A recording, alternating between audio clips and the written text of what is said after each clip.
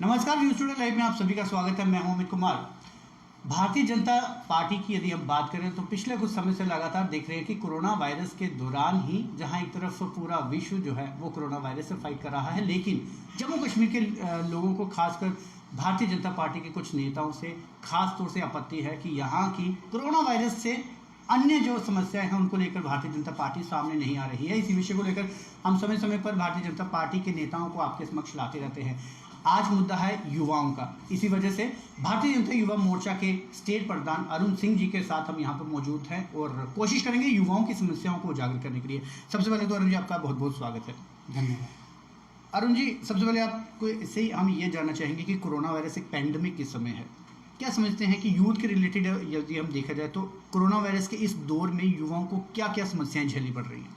ऐसा है कि सबसे पहले तो अमित जी, मैं आपके चैनल के माध्यम से सभी दर्शकों को एक बात कहना चाहता हूं कि जिस प्रकार समय समय पर सरकारी एजेंसीज द्वारा जिस प्रकार बाकी सब जो सेलिब्रिटीज़ हैं या उनके आह्वान से, उनके आग्रह से हम सब भी उन सब बातों का ध्यान रखें जिसके लिए रखने की बहुत इस समय पूरे देश को, हर व्यक्ति को आवश्यकता है। चाहे वो सोशल डिस्टेंसिंग का विषय हो, चाहे वो यूजिंग ऑफ सैनिटाइजेशन का विषय हो, चाहे वो मास्क पहन करके अगर कभी बाहर निकलना भी है तो मास्क का उपयोग ज़रूर करें। इस तरीके से हम लोग इस महामारी को से अपने भारत को भी बचा सकते हैं और भारत के भावी भविष्य को भी बचा सकते हैं। और मैं एक बात से और बहुत प्रसन्न हूँ, जिस प्रकार बाकी सब देशों के अंदर रुझान आ रहे थे, परंतु भारत की शक्ति प्रबल है। भारत ने अपने आंतरिक शक्ति के कारण एक आग्रह जो आदरणीय प्रधानमंत्री जी ने किया, उसको लेटर स्पिरिट में उसको माना और हमने बहुत तरीके तक इस पेंडेमिक को, इस महामारी को कंट्रोल करके रखा है। आप देख लीजिए, पिछले 3 दिन से जम्मू के अंदर अभी तक कोई ऐसा नया केस नहीं आ पाया है। तो उसमें मैं जम्मू कश्मीर के प्रशासन को भी आभारी हूं और उनकी भी जो इंतज़ामिया है पूरी, वो बहुत अच्छे तरीके से उन्होंने कंट्रोल करके रखा है। और ऐसे ही पूरे भारतवर्ष में भी जो डेली 24 आवर्स का जो ये एक स्पीड अप हो रहा था जिस तरीके से, वो बहुत हद तक पिछले 3 दिन में बहुत हद तक कंट्रोल हो पाया है। इसके लिए मैं पूरे भारतवर्ष को, हर एक युवा को, हर एक नागरिक को बहुत बहुत आभारी हूँ उसके प्रति, और वो आगे भी इसी तरीके से इन सब हिदायतों का पालन करेंगे, इसकी अपेक्षा भी करता हूँ। अरुण जी, इसके जिस तरह से आपने पेंडेमिक को लेकर तो समस्याएं जो है वो जग जाहिर की हैं जी, हम कोशिश करेंगे कुछ अन्य समस्याएं भी हैं जिसको लेकर इस समय युवा काफ़ी ज़्यादा अपने आप को प्रताड़ित महसूस कर रहा है जी। आप 2 मिनट के लिए शांत रहिएगा। मैं एक कोशिश करूंगा, हमारे विपक्ष के कांग्रेस के NSUI के नेशनल प्रेसिडेंट हैं नीरज कुंदन जी, उनसे बातचीत करूंगा कि वो क्या समझते हैं कि विपक्ष के तौर पर।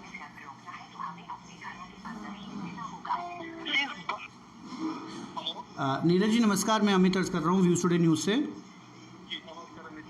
क्या हाल चाल है नीरज जी? नीरज जी, आपसे मैं सिर्फ 1 मिनट के लिए जानना चाहूँगा कि जम्मू कश्मीर के यूथ की क्या क्या समस्याएं आप समझते हैं कि इस समय फेस करनी पड़ रही है? देखिए, जम्मू कश्मीर की अगर पहले तो आपने दिया ही मुझे 1 मिनट है।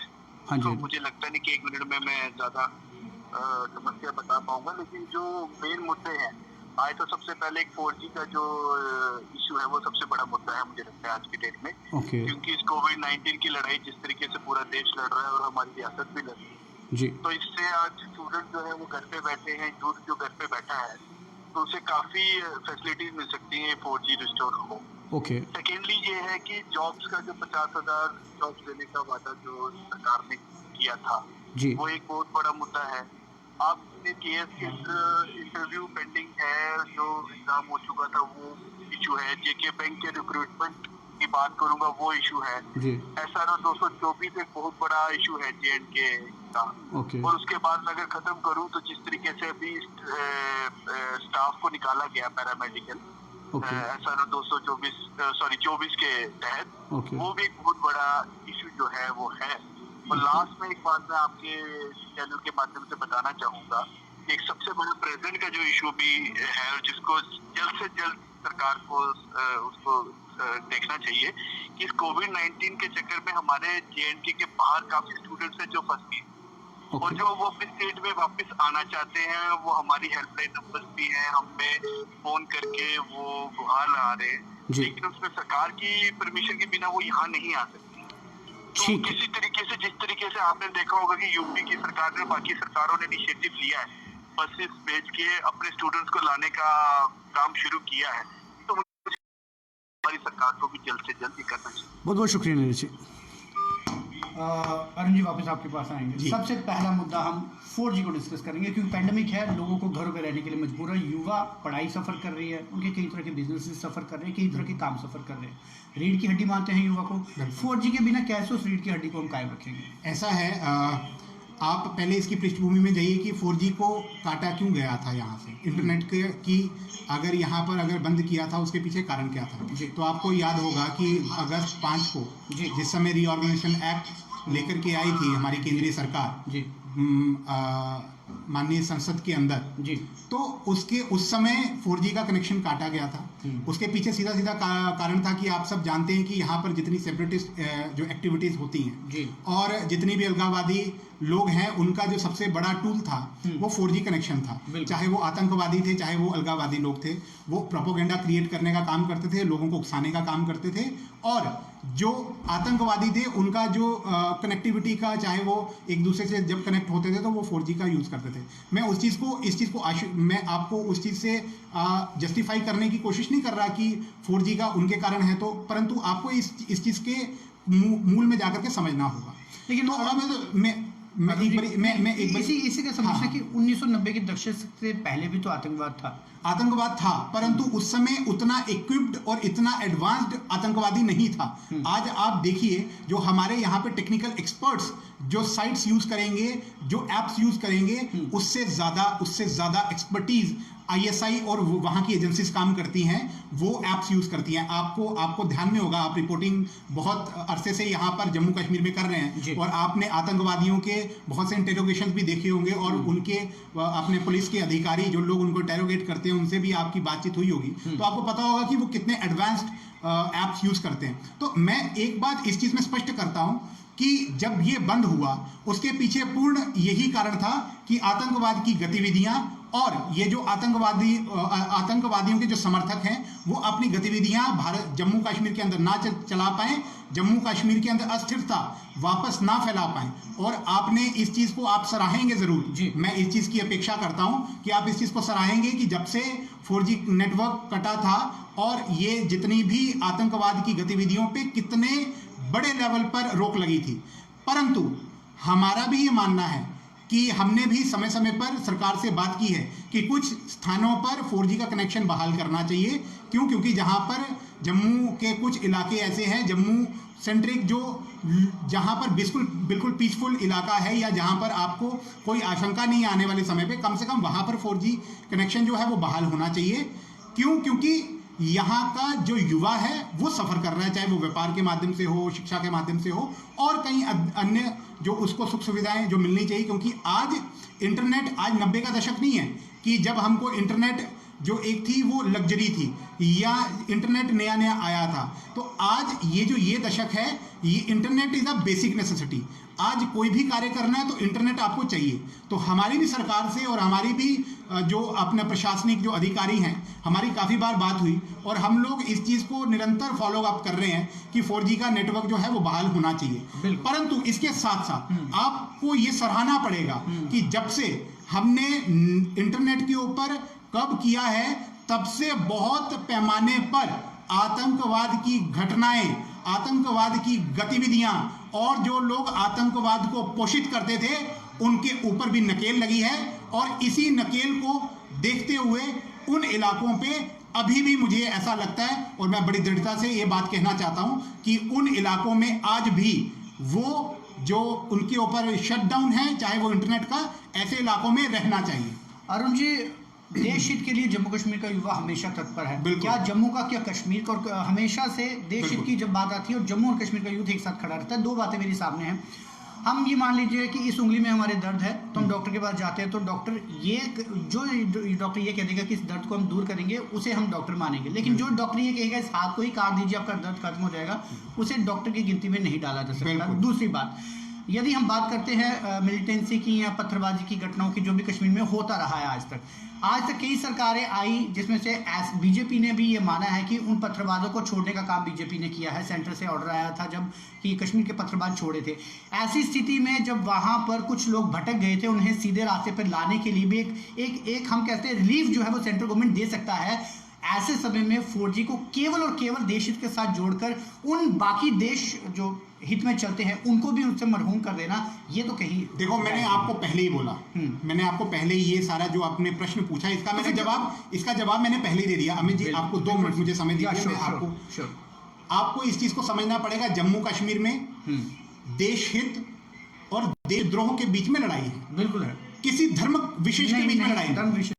वहां पे देश के साथ खड़े होने वाली शक्तियां और देश के विरोध में खड़े होने वाली शक्तियों के बीच में लड़ाई है। बिल्कुल, ये रीजनल लड़ाई नहीं, ये लड़ाई आप ये मान लीजिए कि किसी धर्म विशेष में भी नहीं है। परंतु आज तक क्या होता रहा, आपको उस प्रेसिडेंट को भी समझना पड़ेगा। दूसरी बात, इस समय आप जो कह रहे हैं, उंगली का आपने उदाहरण दिया जी, हम तो इस चीज को एंडोर्स कर रहे हैं। मैंने तो अपने पहले ही उत्तर में आपको इस चीज का उत्तर दे दिया आपको कि भैया हम भी चाहते हैं और हमने भी प्रशासन से समय समय पर ये बात की है कि इसको जो 4G कनेक्शन है वो ऐसे इलाकों में बहाल होना चाहिए जहां पर कोई भी ऐसी गतिविधि होने की आशंका या ऐसा नहीं है। परंतु देश हित सर्वोपरि है, ये मैं पहले भी कहता था, आज भी कहता हूं। अगर हमारी एजेंसीज को कहीं पर भी भनक मात्र भी है कि ऐसा यहां पर हो सकता है और उसको टालने के लिए अगर एजेंसी ऐसे इलाकों के अंदर 4G कनेक्शन बहाल नहीं करती तो मैं उसका सबसे पहला समर्थक हूंगा। यानी भारतीय जनता युवा मोर्चा मानती है 4G रिस्टोर होना चाहिए। बिल्कुल बिल्कुल, ऐसे इलाकों में होना चाहिए जहां पर बिल्कुल एजेंसीज का क्लीन चिट है और जहां पर एजेंसीज चाहती हैं, मानती हैं कि यहां पर आने वाले समय पर कोई भी ऐसी आशंका नहीं है, वहां पर बिल्कुल होना चाहिए। बिल्कुल। दूसरा सवाल जेके बैंक के एस्पिरेंट्स का है। पिछले 2 साल से वो जद्दोजहद कर रहे हैं। मान लिया जाए कि पुराने जो डायरेक्टर थे परवेज, उनके खिलाफ कानूनी कार्रवाई चल रही है। कुछ ऑफिशियल्स होंगे भी जिन्होंने वहां पर दरकिनार किया, उनके खिलाफ ACB में केस चल रहा है। एक समय वो आता है 2018 से लेकर 2019 तक, बार बार जेके बैंक अपने ट्विटर अकाउंट पर बार बार ये बोलती है कि सारे फ्री एंड फेयर से सारे जो हुए हैं टेस्ट हुए हैं और उसके बाद रिजल्ट हम जल्द डिक्लेयर करने वाले हैं। उसके बाद एक आदेश आता है जी इसमें बंगलिंग हुई है और इसे सारा वॉश आउट कर दिया जाएगा। अब बंगलिंग करने वाला कौन है ये आज तक हमें पता नहीं चल पाया।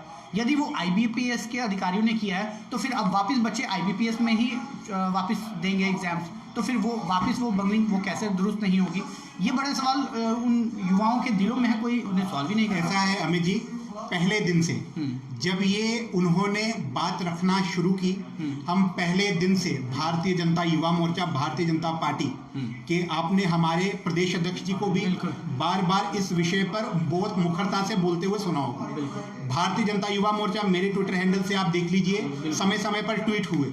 हम लोग पहले भी उनके साथ थे, आज भी उनके साथ हैं। हाँ, अब रही बात की समस्या कहाँ है, आपको ये याद होगा, आपको ये सराहना पड़ेगा कि ACB के माध्यम से अगर केंद्र सरकार ने सबसे बड़ा अगर इनके ऊपर क्रैकडाउन किया, उन लोगों पे जो पिछले 70 साल से यहाँ के फाइनेंशियल इंस्टीट्यूशंस को दीमक की तरह लग करके खाने का काम कर रहे थे, जिन लोगों ने हमेशा माल प्रैक्टिसेस को प्रमोट किया, जिन लोगों ने हमेशा जो ब्लैक मार्केटिंग या बैकडोर एंट्रीज को जिन लोगों ने प्रमोट किया, उन लोगों के ऊपर पिछले 70 साल क्यों नहीं, आपको इस चीज के ऊपर भी कंपैरेटिव एनालिसिस करना चाहिए, उसके ऊपर भी प्रश्न खड़ा करना चाहिए कि आखिरकार 70 साल के ऐसा क्या हो गया 70 साल कि 70 साल तक आज तक तो बिल्कुल स्मूथ चल रहा था सब सिस्टम, और 70 साल बाद ऐसी कौन सी केंद्र में आदरणीय नरेंद्र भाई मोदी जी की सरकार आ गई कि 70 साल में जितने भी 2 नंबर के घोटाले, जितने भी जो लोग बंगलिंग करते रहे, जो लोग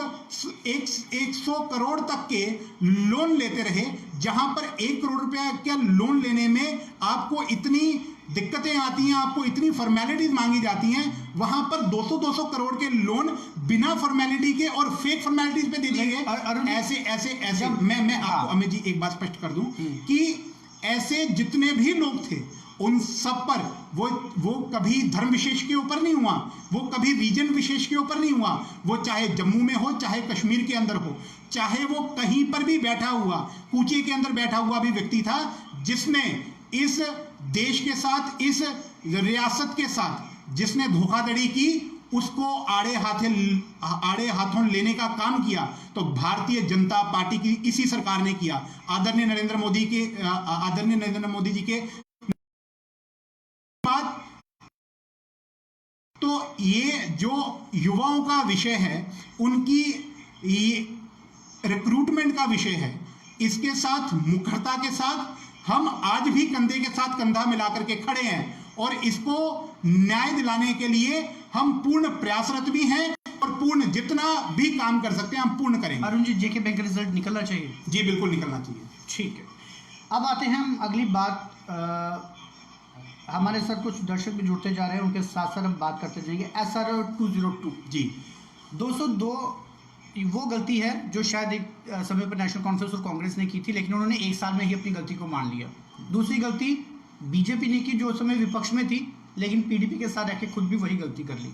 वो गलती ऐसी है, आज केंद्र में भी बीजेपी बैठी है और जम्मू कश्मीर में भी एक अपना आधार बीजेपी का है, फिर भी युवा जो है वो प्रताड़ित हो रहे हैं 202 के तहत। देखो ऐसा है कि एक तो SRO और मुझे एक और बात याद है कि जब जम्मू कश्मीर की सरकार थी और तब SRO 202 की तरह एक कानून आया था और उस समय कांग्रेस के ही युवा प्रधान थे यहाँ पे शाहनवाज चौधरी, उन्होंने अपनी ही सरकार के खिलाफ आवाज भी बुलंद की थी, प्रदर्शनों पर आए थे। तो आज अरुण सिंह हमें सड़कों पर क्यों नहीं दिखाई दिया SRO 202? ऐसा कहीं नहीं है। आप नहीं, मैंने वो प्रोटेस्ट खुद शुरू किया था।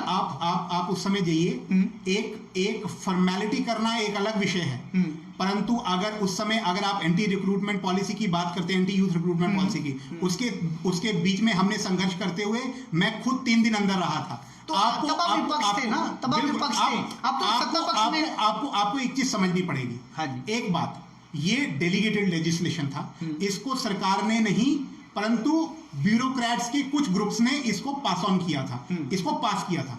रही बात दूसरी जो सबसे महत्वपूर्ण है, SRO 202 के हम तो कभी समर्थक रहे नहीं, हमने तो समय समय पर ज्ञापन भी दिए, हमने समय समय पर प्रशासन को मिले भी, और आज भी हम लोग SRO 202 के कड़े विरोधी हैं।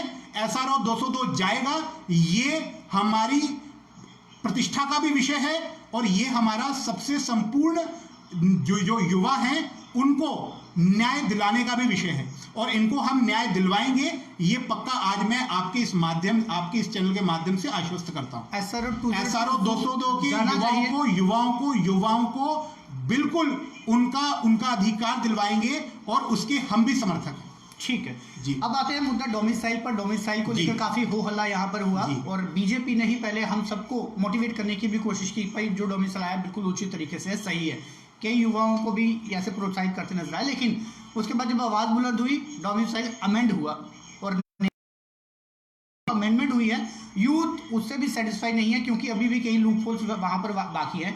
15 साल की बात की जा रही है कि 15 साल के जो डोमिसाइल जिसके पास होगा उसको नौकरी मिलेगी, लेकिन कौन से 15 साल? आज से 15 साल, 5 साल पहले से 15 साल, 10 साल पहले से 15 साल, आखिर वो 15 साल कब से शुरू होना है इसका किसी को पता ही नहीं। दूसरा, अभी भी प्राइवेट सेक्टर के लिए डोमिसाइल के लिए कोई कानून अभी तक सामने नहीं आया, लैंड्स के लिए डोमिसाइल कोई सामने नहीं आया। ये बातें कब? देखो मैं अमित जी पहले भी आपके इंटरव्यूज में और विभिन्न चैनलों के माध्यम से मैंने समय समय पर बोला है। आप मुझे एक बात बताइए, मैं इसको 70 लगभग 100 वर्ष का इतिहास मानता हूँ। ठीक में आप जाइए, आप ये बताइए कि हमेशा जम्मू कश्मीर में एक किस तरीके का निजाम चलता था। महाराजा हरि सिंह जी तक उन्होंने पूर्णतया जम्मू कश्मीर पूरी रियासत को इकट्ठा लेकर के चलने का पूर्ण प्रयास किया, परंतु उनके प्रति किस तरीके की द्वेष की भावना एक व्यक्ति मात्र ने एक विचार खड़ा किया जिसको अलगाव का विचार दिया गया। बाद में उसी के ऊपर उसी के सिरे चढ़ करके बहुत से लोगों ने पिछले 70 साल में आजादी के बाद आज तक जम्मू कश्मीर के अंदर राजनीति की। उन्होंने बहुत से गलत चीजों को दिखा करके, साक्ष्य प्रस्तुत करके उन्होंने इंटरप्रेट करने का प्रयास किया। परंतु आज जब 70 साल बाद 35 से 370 में अमेंडमेंट अधिनियम जो आया, उसके कारण जम्मू कश्मीर के हर खित्ते के व्यक्ति को, लद्दाख के हर व्यक्ति को एक कहीं ना कहीं चैन की सांस मिली कि अब उसको भी पूर्ण अधिकार मिलेगा। केवल 10 या 15 या 20 परिवार अपना निजाम, जो निजाम शाही चलाने का प्रयास कर रहे थे, वो नहीं चला पाएंगे। अब उसको जब अमेंड किया 5 अगस्त 2019 का जो स्वर्णिम दिन था, जब ये रीऑर्गेनाइजेशन एक्ट आया और लागू हुआ, और उसके बाद से इंस्टीट्यूशनली देख लीजिए कि जम्मू कश्मीर के अंदर बदलाव दिखने शुरू हुए हल्के हल्के। क्यों? क्योंकि बहुत सी चीजें जो आज तक हमारे 370 था, जो बैरिकेड का काम करता था, जो कहीं ना कहीं भारत की भावना को जम्मू कश्मीर में प्रस्तुत होने से रोकने का काम करता था, बिल्कुल वो एज इट इज होना शुरू हुआ। आपकी बात मानता हूं। मैं इसमें टेक्निकल पर्सपेक्टिव पे भी आऊंगा। अब आप मुझे बताइए, मैं पहले भी बोलता रहा कि इतना जो समय था, इतने समय पे जो इंस्टीट्यूशनल और लेजिस्लेशन फॉर्मेशन हुई और उसका इम्प्लीमेंटेशन हुआ, ये जो पीरियड है, ये इंस्टेबिलिटी का पीरियड है। इसमें युवा का एक मन है, या युवा की एक, आप बोलो, एक फीचर है कि वो एस्पायरिंग होता है, उसकी एस्पिरेशन बहुत हाई होती है, उसकी देश धर्म समाज के लिए, अपने करियर में आगे करने के लिए बहुत ज्यादा आतुर होता है। थोड़ा सा हम मैटर से डिस्ट्रैक्ट हो रहे हैं, हम थोड़ा मुद्दे को भटकाने की कोशिश कर रहे हैं। मेरी बात यह है कि धारा 370 हटा 35 से को हटाया गया, उसके लिए पूरा देश केंद्र सरकार को सलाम करता है। इवन हमारे जम्मू कश्मीर के युवा भी उस पर सलाम करते हैं। मुद्दा वो नहीं है, मुद्दा इवन कि यहाँ तक कि मुजफ्फर हुसैन बेग जैसे कद्दावर नेता जो है वो इस बात के लिए देश को सलाम कर चुके हैं, देश के नेताओं को सलाम कर चुके हैं। बात है डोमिसाइल को अमेंड करने के बाद भी प्राइवेट सेक्टर में जम्मू कश्मीर के युवाओं की नौकरियां कहाँ सुरक्षित है। उसके अलावा अभी भी जो नौकरियां आई हैं उसमें भी कैटेगरी वाइज अभी भी जम्मू कश्मीर का युवा नए डोमिसाइल अमेंडमेंट होने के बाद भी सिर्फ 33 या 40% आरक्षित जॉब भी मिलेंगी। बाकी जो अभी अनसुलझे सवाल है उनके पीछे नौकरियां छिपी हुई है। ऐसा है, आपको इस आपके चैनल की वार्ता के माध्यम से मैं आपको आश्वस्त कर दूं, आज तक मुझे बताइए कि कौन सी ऐसी सरकार है जिसने 2 दिन के अंदर एस्पिरेशंस के अकॉर्डिंगली कोई निर्णय लिया हो, और खास करके जम्मू कश्मीर के हित में निर्णय लिया हो। आज तक मुझे बताइए, आप पिछले 70 साल के इतिहास में आपको भी 15 वर्ष से अधिक यहाँ पर रिपोर्टिंग करते हुए, एज अ जर्नलिस्ट आपको काम करते हुए काम हो गया, लेकिन परंतु नहीं, उन दो दिनों में लीडर्स ने पूरी कोशिश की कि लोगों को ऐसा कहीं भी नहीं है, ऐसा कहीं भी नहीं है। आप मुझे एक बात बताइए कि इतने बड़े पैमाने पर मुझे बताइए, होम मिनिस्ट्री की बैठक हो रही है और होम मिनिस्ट्री की बैठक के अंदर ये निर्णय हुआ, तो उसके पीछे कोई कारण था। लेकिन 2 दिनों में बीजेपी लीडर्स ने पूरी ताकत झोंक दी थी कि लोगों को समझाने के लिए नहीं, डोमिसाइल बिल्कुल उचित तरीके से सही है, इसमें कोई बदलाव नहीं होना चाहिए। देखिए आपको ये समझना पड़ेगा कि किस तरीके से हमको काम करना है, और हमारी यहाँ पे अपेक्षाएं क्या हैं, और हम किस तरीके से राष्ट्रवादी जो गतिविधियां हैं उसको सक्रियता के साथ यहाँ पर भी जो भारत का मन है, भारत का भाव है, उसको यहाँ पर भी एज इट इज इंप्लीमेंट किया जाए कानूनों के माध्यम से।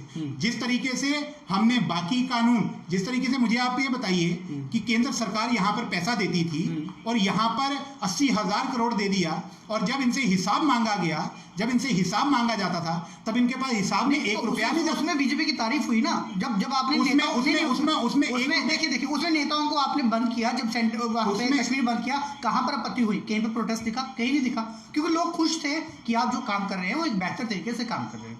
लेकिन अंततः ये बात समझे, लास्ट प्रश्न मेरा आपसे सिर्फ इतना है कि आपको लगता है कि जब आपने सारी बातें मान ली, 4G होनी चाहिए रिस्टोर, बाकी सारी चीज़ें होनी चाहिए, तो अब जम्मू कश्मीर के जो यहाँ की आवाज़ केंद्र तक क्यों नहीं पहुँच पाई? बस इसका एक जवाब चाहता हूँ। और दूसरा, पहले आप इसका बता दीजिए। हाँ, ऐसा है कि बिल्कुल पहुँच पा रही है। बिल्कुल। हाँ, हमारे शीर्ष नेतृत्व ने समय समय पर उनको बताया भी है और उनसे आग्रह भी किया है कि यहाँ की एस्पिरेशंस क्या हैं, और उसी के अनुरूप बहुत जल्दी काम होगा। इसके लिए मैं आपके चैनल के माध्यम से आश्वस्त करता हूँ। चलिए ठीक है अरुण जी, बहुत से सवाल अभी भी हमारे दर्शकों के लिए भी है, लेकिन समय का बहुत अभाव है। हम फिर से आपके पास आने की कोशिश करेंगे लाइव डिस्कशन के जरिए, क्योंकि समय के लिए एक लास्ट में खिदमत सेंटर का मैं भूल गया। खिदमत सेंटर्स के लिए भी एक सवाल ज़रूर है कि उनका भी जेके बैंक के रिलेटेड ही है, और उसकी आवाज़ भी बीजेपी को ज़रूर उठानी चाहिए। और आप युवा नेता हैं, आपसे लोगों की उम्मीदें ज़रूर हैं। लास्ट में उन खफा यूथ की आपसे जानना चाहूँगा कि जम्मू कश्मीर के यूथ बीजेपी से खफा क्यों हैं, और आप उनकी जो मुखालफत है किस तरह से दूर करना चाहेंगे? ऐसा है कि भारतीय जनता पार्टी हमेशा से हर उस व्यक्ति के साथ खड़ी रही है जिसको इस सिस्टम पर विश्वास है, जिसको भारत के हर उस इंस्टीट्यूशन पर विश्वास है जो भारत को रन कर रहा है। परंतु कुछ लोग ऐसे हैं जो लोग इंस्टीट्यूशंस के ऊपर प्रश्न चिन्ह समय समय पर खड़ा करते हैं, और वो उसको खड़ा करने के पीछे उनकी जो मंशा है वो कुछ और रहती है। भारतीय जनता पार्टी हमेशा से भारत के जम्मू कश्मीर के हर उस युवा के साथ, हर उस नागरिक के साथ खड़ी है जो भारत के साथ खड़ा है, और उसकी इच्छा में भारतीय जनता पार्टी की इच्छा है। इसी विषय के साथ मैं आज आपकी वार्ता को समाप्त करता हूं। परंतु इसके साथ हम जिस तरीके से कोरोना के कारण यहाँ पे सारे विषयों पे लगे हैं, तो मैं ये चाहता हूँ कि आप सब भी अपने घर पे रहिए, स्वस्थ रहिए, और कुछ ना कुछ पॉजिटिव और ऑप्टिमिस्टिक अप्रोच के साथ काम करते रहिए। इसी के साथ धन्यवाद। बिल्कुल। और खासकर मैं अरुण सिंह जम्वाल जी की बात करूं, अरुण सिंह जी बहुत ही सैद्धांतिक व्यक्ति हैं, और मैं सच में इनकी काफ़ी ज़्यादा तारीफ़ करता हूं। बेशक एक राजनीतिक पर्सनैलिटी तो ये है ही, लेकिन इतना कम से कम इन्होंने, जितने मेरे विषय हैं सब पे इन्होंने माना है कि 4G रिस्टोर होनी चाहिए, 202 में बदलाव होना चाहिए, और बाकी जो भी युवाओं का गुस्सा है उन्हें ज़रूर बदलना चाहिए। और बतौर भारतीय जनता युवा मोर्चा के वो जो भी कर सकते हैं, जो सक्षम हैं, वो करने के लिए तैयार भी हैं। लेकिन कुछ चीज़ें ऐसी हैं जो कि एक प्रोरोगेटिव से अलग तरह से रहती है, जो केंद्र सरकार और इनके बीच में एक मीडियम अलग तरीके से रहता है। शायद वहाँ तक जो लूप होल ये कर सकते हैं ये करेंगे, अन्यथा जो बाकी लीडर्स का कामकाज है वो हमें इनसे अपेक्षा करने के बजाय उनसे उम्मीद करें, तो वो ज़्यादा बेहतर तरीके से होगा। अरुण जी, आप हमारे साथ जुड़े, बहुत बहुत धन्यवाद। धन्यवाद। तो फिलहाल आप जुड़ रही व्यू स्टूडियो न्यूज़ के साथ। मुझे अनिमित कुमार और पिंकल मेहरा को दीजिए इजाज़त। नमस्कार।